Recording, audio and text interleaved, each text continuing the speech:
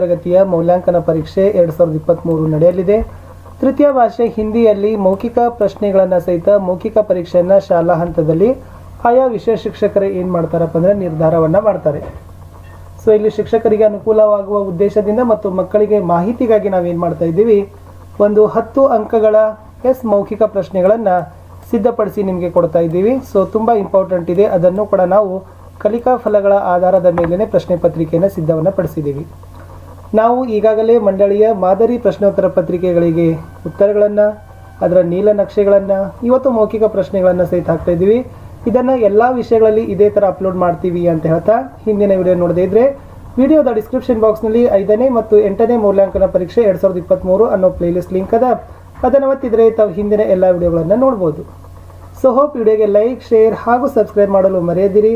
First time ವಿಡಿಯೋವನ್ನು watch ಮಾಡ್ತಿದ್ರೆ subscribe ಜೊತೆಗೆ ಬೆಲ್ ಐಕಾನನ್ನು ಅವಶ್ಯವಾಗಿ ಒತ್ತಿ. ನಮ್ಮ ಟೆಲಿಗ್ರಾಮ್ ಗ್ರೂಪ್ಗೂ ಕೂಡ ಬಂದು ಜಾಯ್ನ್ ಆಗಿ. ನೋಡುವ ಮೌಖಿಕ ಪ್ರಶ್ನೆಗಳು ತೃತೀಯ ಭಾಷೆ ಹಿಂದಿಯಲ್ಲಿ ಏನಿದೆ ಅಂತ. ಸೊ ಫಸ್ಟ್ ನವೆಂಬರ್ದಿಂದ ಹಿಡಿದು ಮಾರ್ಚ್ವರೆಗೆ ನೆನಪಿಟ್ಕೊಡ್ರಿ, ನವೆಂಬರ್ದಿಂದ ಹಿಡಿದು ಮಾರ್ಚ್ವರೆಗೆ ಈ ಕಲಿಕಾ ಫಲಗಳು ಆಗಬೇಕಿತ್ತು. ಈ 5 ಕಲಿಕಾ ಫಲಗಳನ್ನು ಮುಗಿಸ್ಬೇಕಿತ್ತು. ಅಂದರೆ ಮೊದಲನೇದು तरह तरह की रचनाओं को पढ़कर संदर्भानुसार चर्चा करेंगे, समानार्थक और विलोमार्थक शब्दों को समझेंगे, दिए गए लेखों पढ़कर वस्तुओं की, व्यक्तियों और प्राणियों के नामों को समझेंगे, हिंदी अंकों गिनती के बारे में जानेंगे, पत्र लेखन के माध्यम से वाक्य रचना के बारे में सीखेंगे या जानेंगे ಅಂತ ಇದೆ. ಈ 5 ಕಲಿಕಾ ಫಲಗಳನ್ನು ಇಟ್ಕೊಂಡೇ ನಿಮಗೆ 40 ಅಂಕಗಳ ಎಕ್ಸಾಮ್ ಕ್ವಶನ್ ಪೇಪರ್ಗಳು ಬರ್ತದೆ. ಇದೇ ಒಂದು 5 ಕಲಿಕಾ ಫಲಗಳ ಮೇಲೇ ನಾವು ಪ್ರತಿ ಕಲಿಕಾ ಫಲದ ಮೇಲೆ 2 ಮೌಖಿಕ ಪ್ರಶ್ನೆಗಳನ್ನು ಹಾಕಿ 10 ಪ್ರಶ್ನೆಗಳನ್ನು ಮಾಡಿದ್ದೀವಿ. ಸೊ ಶಿಕ್ಷಕರು ಅವರವರ ಸಾಮರ್ಥ್ಯಕ್ಕೆ ಅನುಗುಣವಾಗಿ 20 ಪ್ರಶ್ನೆ, 30 ಪ್ರಶ್ನೆ, ಅವರಿಗೆ ಸಾಧ್ಯವಾದಷ್ಟು ಎಷ್ಟು ಪ್ರಶ್ನೆಯನ್ನು ಅವರನ್ನು ನಿರ್ಧಾರವನ್ನು ಮಾಡಿ ಕಡೆಗೆ ಇದನ್ನು 10ಕ್ಕೆ ಇಳಿಸಬೇಕು. 10ರ ಒಂದು ಗ್ರೇಡ್ಗಳನ್ನು ತಾವೇನು ಮಾಡಬೇಕಾಗ್ತದೆ, ಎಂಟ್ರಿಗಳನ್ನು ಮಾಡಬೇಕಾಗ್ತದೆ. ಸೊ ನಾರ್ಮಲಿ 10 ಅಂಕ ಇದೆ ಅಂದರೆ 10 ಪ್ರಶ್ನೆಗಳನ್ನೇ ಕೇಳಲಾಗ್ತದೆ.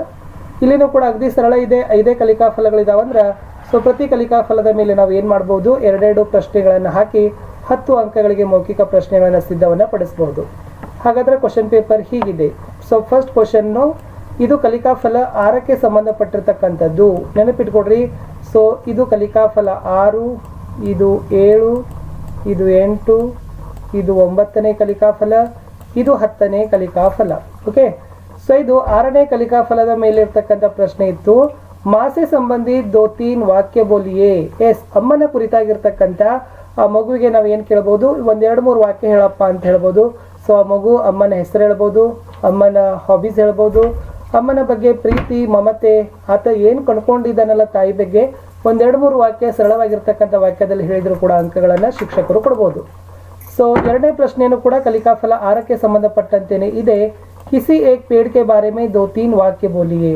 ಯಾವುದೋ ಒಂದು ಮರ, ಆ ಮರದ ಹೆಸರು, ಆ ಮರದ ಉಪಯೋಗ, ಸೊ ಮರದಲ್ಲಿರ್ತಕ್ಕಂಥ ಭಾಗಗಳು, ಸೊ ಏನಿದೆ ಅದರದ್ದು ಒಂದು ಔಷಧಿಯ ಗುಣಗಳಾಗಿರ್ಬೋದು, ಅವೆಲ್ಲ 1-2-3 ವಾಕ್ಯನೂ ಕೂಡ ಹೇಳಿದರೆ ಸೊ ಇಲ್ಲಿನೂ ಕೂಡ ಅಂಕಗಳನ್ನು ಕೊಡಬಹುದು. ಈ ಥರ ಪ್ರಶ್ನೆಗಳನ್ನು ಸಹಿತನೂ ಕೂಡ ಬರ್ಬೋದು. ಇನ್ನು 3ನೇ ಪ್ರಶ್ನೆ ಕಲಿಕಾ ಫಲ 7ಕ್ಕೆ ಸಂಬಂಧಪಟ್ಟಂತೆ ಇದೆ. 7ನೇ ಕಲಿಕಾ ಫಲ ಏನಿದೆ ಅಂದರೆ ಸಮಾನಾರ್ಥಕ और ವಿಲೋಮಾರ್ಥಕ ಶಬ್ದೋं को समझेंगे. ಸೊ ಪ್ರಶ್ನೆ ಏನು ಕೊಟ್ಟಿವಂದ್ರೆ ಸಮಾನಾರ್ಥಕ ಶಬ್ದ ಬೋಲಿಯೇ. ಸಮಾನಾರ್ಥಕ ಪದಗಳನ್ನು ಹೇಳ್ರಿ.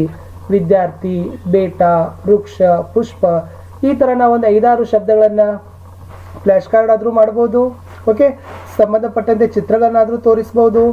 ಅಥವಾ ನಾವು ಮೌಖಿಕವಾಗಿ ಕ್ವಶನ್ಸ್ಗಳನ್ನು ಕೊಟ್ಟು ಯಾವುದೋ ಒಂದು 2-3 ಪದಗಳ ಸಮಾನಾರ್ಥಕ ಪದಗಳನ್ನು ಹೇಳಿ ಅಂತಲೂ ಕೂಡ ಇದನ್ನು ಸಾಮರ್ಥ್ಯವನ್ನು ಪರೀಕ್ಷೆ ಮಾಡ್ಬೋದು.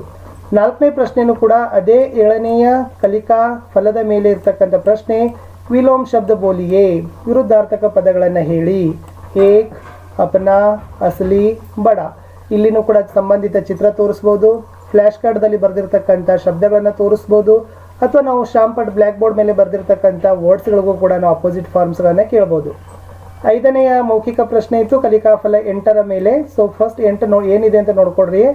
दिए गए लेखों पढ़कर वस्तुओं की, व्यक्तियों और प्राणियों के नामों को समझेंगे. ಇಲ್ಲಿ ಮುಖ್ಯವಾಗಿ ಅವರು ಏನು ಮಾಡಿದ್ದಾರೆ, ಸಂಜ್ಞಾ ಮತ್ತು ಸಂಜ್ಞಾದ ಪ್ರಕಾರಗಳ ಮೇಲೆ ಆ ಕಲಿಕಾ ಫಲ ಇದೆ.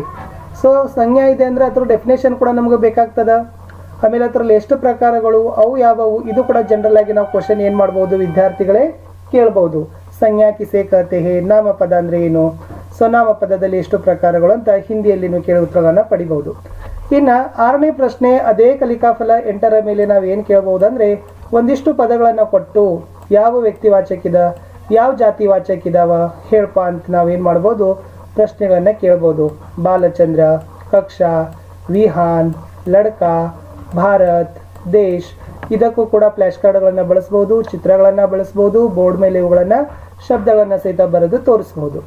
ಇನ್ನು 7ನೇ ಪ್ರಶ್ನೆ ಕಲಿಕಾಫಲ 9ಕ್ಕೆ ಸಂಬಂಧಪಟ್ಟಂತಿದೆ. 9ನೇ ಕಲಿಕಾಫಲ ನೋಡ್ಕೊಡ್ರಿ.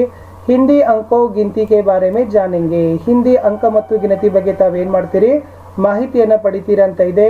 ಸೊ ನಾವು ಪ್ರಶ್ನೆ ಕೇಳಿದ್ದೀವಿ ದೇವನಾಗರಿ ಅಂಕೋ ಮೇ ಲಿಖ್ ಕರ್ ದಿಖಾಯಿಯೇ. ಸೊ ಇಲ್ಲಿ ಈ ಅಂಕಿಗಳಿದ್ದಾವೆ, ಇವುಗಳನ್ನು ನೀವು ಯಾವ ಅಂಕಿಯಲ್ಲಿ ಬರಿಬೇಕು ದೇವನಾಗರಿ ಅಂಕಿಯಲ್ಲಿ ಬ್ಲ್ಯಾಕ್ ಬೋರ್ಡ್ ಮೇಲೆ ಬರೆದು ತೋರಿಸ್ರಿ ಅಥವಾ ನಿಮ್ಮ ನೋಟ್ಬುಕ್ಕಲ್ಲಿ ಬರೆದು ತೋರಿಸ್ರಿ ಅಂತ ಮಗುವಿಗೆ ನಾವು ಏನು ಮಾಡ್ಬೋದು ಓರಲಲ್ಲಿ ಕ್ವಶನ್ ಕೇಳ್ಬೋದು. ಒಟ್ಟಾರೆ 1ರಿಂದ 20ರ ನಡುವಿನ ಅಂಕಿಗಳನ್ನು ಕೊಟ್ಟು ದೇವನಾಗರಿ ಅಂಕಿಯಲ್ಲಿ ಅವುಗಳನ್ನು ಬರೆಸ್ಕೊಳ್ಬೋದು. ಮುಂದಿನ ಪ್ರಶ್ನೆ 8 ಅದು ಕೂಡ ಕಲಿಕಾಫಲ 9ಕ್ಕೆ ಸಂಬಂಧಪಟ್ಟಂತೆ ಇದೆ. ಪ್ರಶ್ನೆ ಏನಿದೆ ಅಂತಂದರೆ ನಿಮ್ನ ಅಂಕೋಂಕೋ ಅಕ್ಷರ May Sham ಪಡ್ per ಲಿಖಿಯೇ.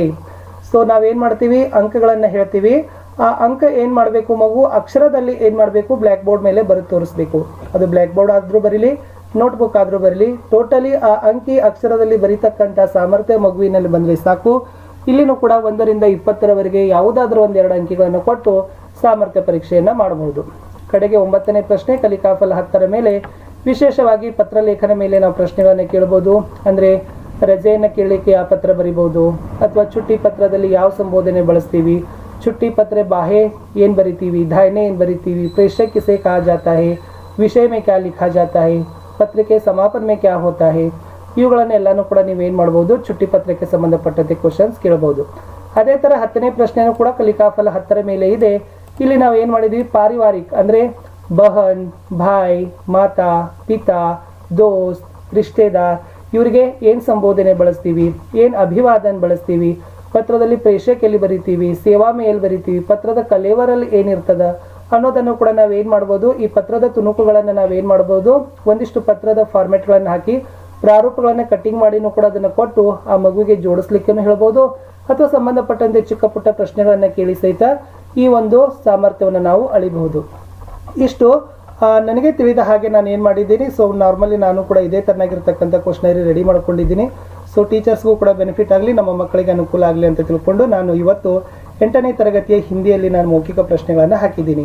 So next ಕೂಡ ಸಮಾಜ ವಿಜ್ಞಾನದಲ್ಲಿ ಮೌಖಿಕ ಪ್ರಶ್ನೆಗಳನ್ನು ವಿಡಿಯೋ ಲೈನಪ್ ಮಾಡಿದ್ದೀವಿ, ಅದನ್ನು ಸಹಿತ ತಪ್ಪದೆ ನೋಡಿ ಅಂತ ಹೇಳ್ತಾ ಲೈಕ್, ಶೇರ್, ಸಬ್ಸ್ಕ್ರೈಬ್ ಮಾಡಲು